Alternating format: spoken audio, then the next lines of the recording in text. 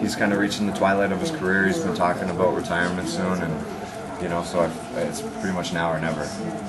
How much different is it now? Because what you mentioned, Spencer, I think he's like 1-4 in his last few, 1-4 in his last 5. I mean, how much different do you feel like this fight is versus the first two? It's 5 years is a long time, especially 5 years in the UFC. So it's going to be a whole different fight, I think. We still have the same foundations that we both did, but we've just built so much and so differently on those foundations.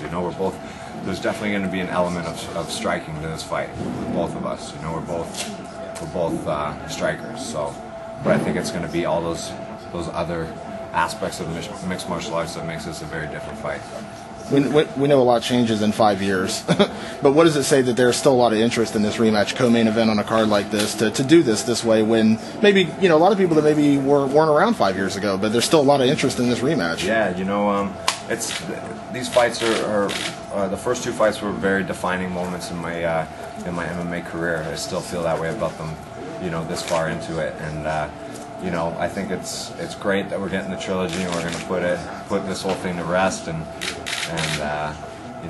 I'm excited to do it, and I'm excited to hear people stop asking me when the rubber match is going to happen. So it's finally time. Because it's been 5 years, and as you said, a lot can change in that time span. Do you almost have to throw out, the results and the tendencies, from that previous fight because it's been so long, and kind of focus on something new, or can you still go back in those fights and kind of take something from it?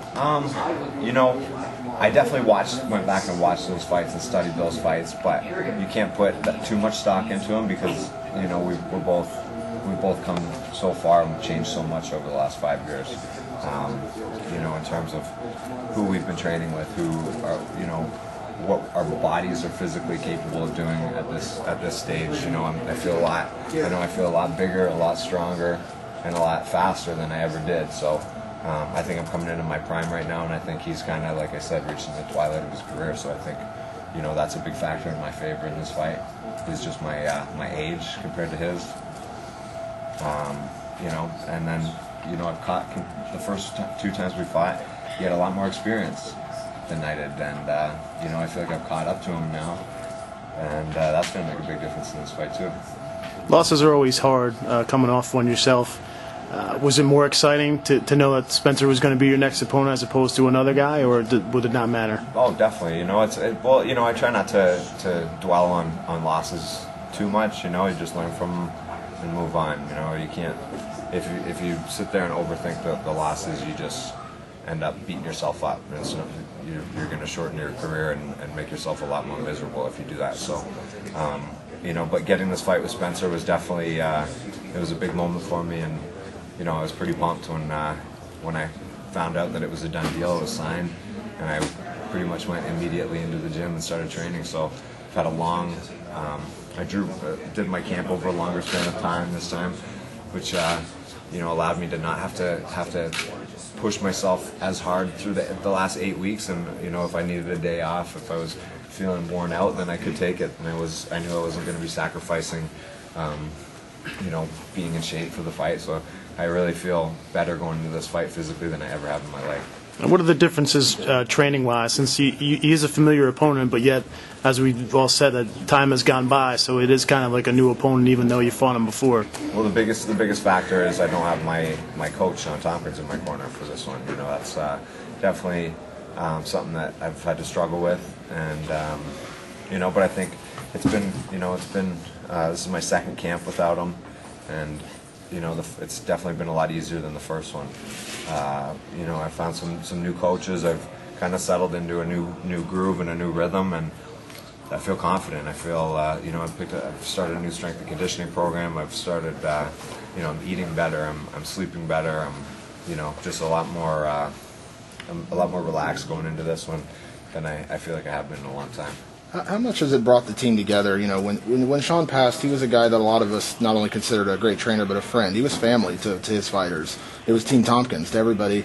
How much has it brought you guys together, the guys that were closest to him, to continue to carry on that legacy? We've always been a family. Myself, Mark Hominick, Chris Hordeski, Chris Clements, all the Adrenaline Team Tompkins guys, and when he passed, it was became, you know, we felt a responsibility to carry on his legacy, you know, and do what he would have wanted us to do, and you know, so the big difference now isn't, you know, we always kind of thought like what would Sean want us to do when he was still around, but that's come to a new level now. You know, if I don't make any decisions in terms of my career, in terms of fights, and in terms of my day-to-day life without thinking about Sean Tompkins. What would Sean Tompkins do?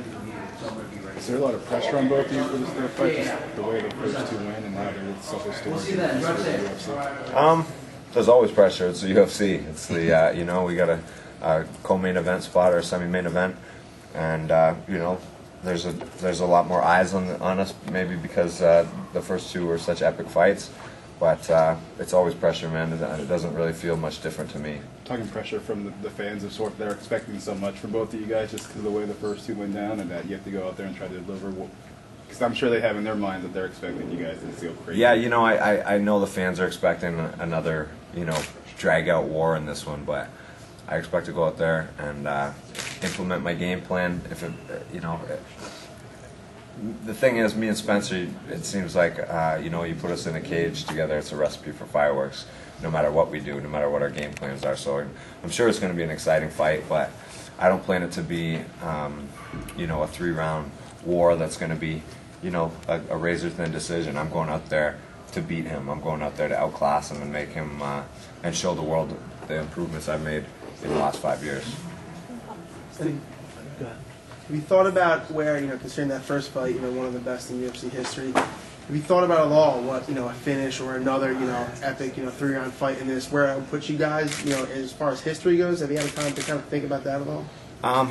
You know, I've had lots of time. I've had, you know, 10, 11, 12 weeks to think about every scenario of this fight, and you know, that's definitely, yeah, if I can cap this trilogy off with a finish, that'll be like a dream come true for me. It'll be you know, a great way to finish off, you know, what could go down in history as the most important 3 fights in my career, the most career defining. These are going to be, I feel like these are my career defining fights, this Fisher trilogy, and I think this is what I'll probably, myself and him will probably be remembered for most up to this point in our careers.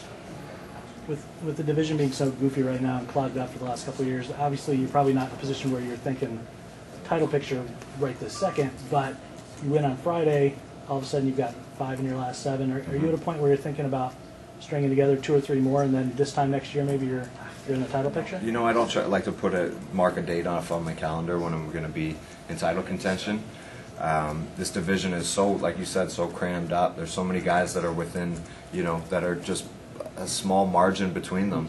So, you know, what I always say to people is it's not, you know, how many wins away am I from getting that title shot or getting into title contention. It's how many big wins, how many impressive wins am I away, and you know, that's a really hard thing to predict. So, you know, but I don't think I'm far off. I don't think, you know, I think if things go well, if I get a couple impressive wins, I could be, you know, within a year or two, I could be fighting for that title.